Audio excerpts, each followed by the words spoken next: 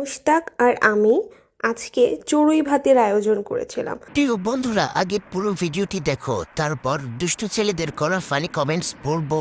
So let's go. চড়ুই ভাতি বলতেই যে আমাদের সাথে যে বাচ্চা কাচ্চাগুলো দেখছেন, আমরা যখনই বাড়িতে আসি ওরা আমাদের সাথে গল্প করতে আসে, মাঝে মাঝে খেলতে আসে, আর কেউ কেউ আমার চুলে বিলি দিয়ে দেয়, আমি ওদের সাথে বসে খেলি।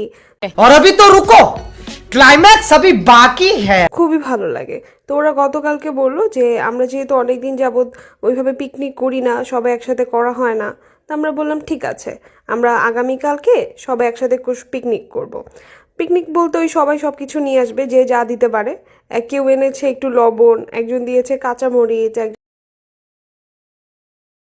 একজন এনেছে পেঁয়াজ, আর মুশতাক বলেছে আমি চাল, মুরগি, আরও মানে আনুষঙ্গিক যা যা লাগে মোটামুটি ও দিবে। একজন এনেছে কোক, কেউ। तो चलिए शुरू करते हैं। কচি বুড়া ভাতের আয়োজন করো। মোস্তাক কি তোমার বাবা? फंस गया सी है। অনুপ্রেরণার আরেক নাম মোস্তাক ভাই। ছোট বাচ্চাদের মধ্যে দাদা আসলো কিভাবে? পোশাকের প্রাইস যদি বলি, এটা আমি হচ্ছে নিয়ে এসেছি থাইল্যান্ড থেকে। যদি বাংলা টাকা যদি বলি, সেক্ষেত্রে 15 বা 16,000 টাকার মতো। প্রিয় বন্ধুরা, আগে পুরো ভিডিওটি দেখো, তারপর দুষ্টু ছেলেদের করা ফানি কমেন্টস পড়বো। So let's go. অনেকেই তো বলে বাঙালি কি জানে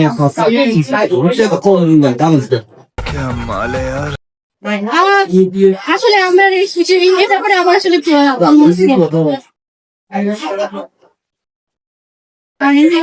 तो चलिए शुरू करते हैं।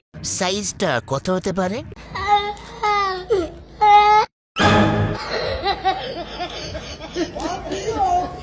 এখনই এত বড় বড়, পরিচালকগুলো তো বাকি আছে। ডুপ্লিকেট।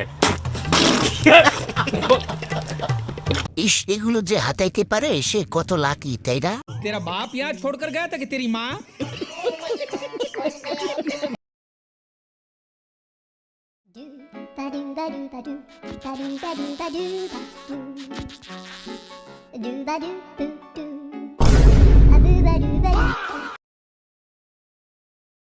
तो चलिए शुरू करते हैं। কেয়া পাইলের পাদের সাউন্ড প্রথম শুনলাম।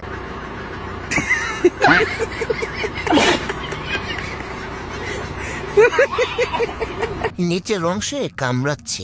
ये सब क्या देखना पड़ रहा है? अच्छा है मैं अंधा हूं।